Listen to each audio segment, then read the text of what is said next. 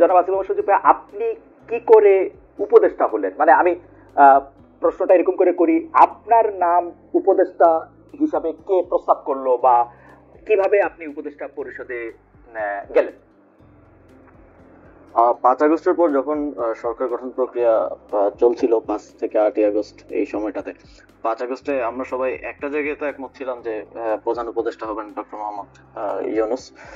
কিন্তু বাকিদের বিষয়টা ঠিক ছিল না। তবে আম, আমাদের কিংবা তখনকার যারা সমন্বয়ক সবার একটা এক্সপিরিয়েন্স হচ্ছে, দেখা গেছে আমাদের 69-এর গণ অভ্যুত্থানে ছাত্রদের অবদান আছে, 90-এর গণ অভ্যুত্থানে ছাত্রদের গুরুত্বপূর্ণ অবদান আছে, তারা জীবন দিয়েছে। কিন্তু পরবর্তীতে দেশ গঠন প্রক্রিয়ায় বা সেটাতে ছাত্রদের অংশীদারিত্ব না থাকার কারণে দেখা গেছে যে ছাত্রদের ভাগ্যের আসলে কোনো পরিবর্তন হয় নাই। আর একটা বিষয় ছিল, সেটা হচ্ছে গণঅভ্যুত্থানের পরে আমরা যখন উপদেষ্টাদের তালিকা নিজেরাও করছিলাম, আরো বিভিন্ন জায়গা থেকে স্টেক হোল্ডারদের থেকে নিচ্ছিলাম তালিকা, তো দেখে আমাদেরও আহ, অতটা শিওর হতে পারছিলাম না, কারণ আমরা তো তাদেরকে ব্যক্তিগতভাবে চিনতাম না। আমরা হয়তো টিভিতে দেখেছি বা অনেককে দেখি, অনেক শিওর হতে পারছিলাম না যে তারা কতটুকু এই গণঅভ্যুত্থানকে ধারণ করে কাজ করবে।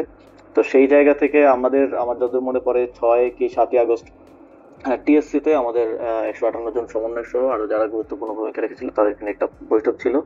তো ওই বৈঠকেই মোটামুটি সবাই প্রস্তাব করে যে আমাদের মধ্য থেকে ছাত্রদের মধ্য থেকে উপদেষ্টা পরিষদে যাওয়া উচিত। এবং সেখানে যদিও বাকি স্টেক হোল্ডারদের থেকে, যেমন তখন আহ, আহ, সেনাবাহিনী একটা স্টেক হোল্ডার ছিল, তারপরে রাজনৈতিক দলগুলো স্টেক হোল্ডার ছিল, তো আহ, উপদেষ্টা পরিষদে যাওয়া উচিত। তো সব দিক থেকে ইয়ে হচ্ছিল যে 2 জন গেলে তারপরে সেখানেই সবাই মিলে সিদ্ধান্ত নেয় যে নাহিদ ভাই এবং আমি উপদেষ্টা পরিষদে যাব প্রাথমিকভাবে। পরবর্তীতে তো মাহফুজ ভাই মাননীয় প্রধান উপদেষ্টার বিশেষ সহকারী হন এবং পরবর্তীতে উপদেষ্টা হন।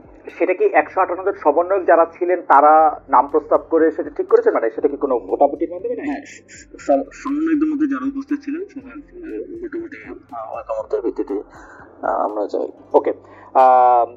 উপদেষ্টাদের তালিকার কথা আপনি বলছিলেন, সেই উপদেষ্টাদের তালিকা কার কার কাছ থেকে আসছিল? আপনারা মানে এই কারা উপদেষ্টা হবেন সেই সিদ্ধান্ত কি আপনারাই নিচ্ছিলেন, মানে যারা না, আমরা আমরা একটা প্রক্রিয়ার মধ্য দিয়ে গিয়েছি। সে সময়টায় আমরা একটা লিয়াজো কমিটি করছি, আপনি যদি মনে করতে পারেন। জি। ওই সেটার লিড দিচ্ছিলেন আমাদের বর্তমান উপদেষ্টা মাহফুজ আলম এবং আরো 4-5 জন যারা বিভিন্ন সোসাইটির বিভিন্ন সেক্টরের সাথে বিভিন্নভাবে সম্পৃক্ত ছাত্রদের মধ্য থেকেই।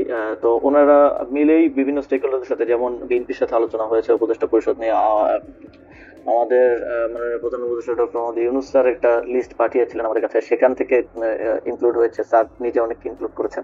তো সবকিছু মিলিয়ে একটা উপদেষ্টা পরিষদ প্রাথমিকভাবে গঠিত হয়েছিল। পরবর্তীতে বিভিন্ন সময় সেটা আরো বর্ধিত হয়েছে।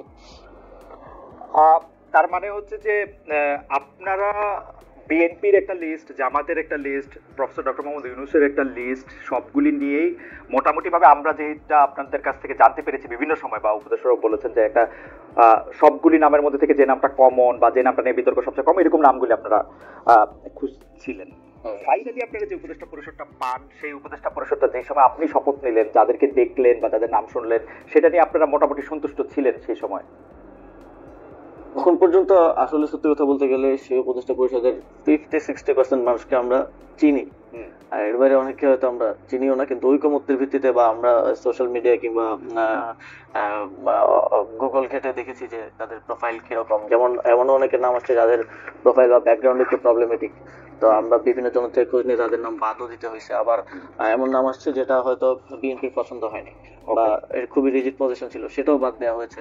তো এইভাবে একটা সর্বজন গ্রহণযোগ্য একটা উপদেষ্টা পরিষদ বানানোটাই, যাতে করে সবার একটা ইয়ে থাকে, এটাই ছিল উদ্দেশ্য এবং শেষ পর্যন্ত সেটা হয়েছে। মূলত এটা কোঅর্ডিনেট করেছিলেন মাহফুজ ভাই, যে লিয়াজো কমিটি হয়েছিল তারাই। কারণ আমাদেরকে আবার অনেকগুলো যারা নেতৃত্বে ছিলেন তাদের অনেকগুলো দিকে আসলে মেনটেন করতে হচ্ছিল।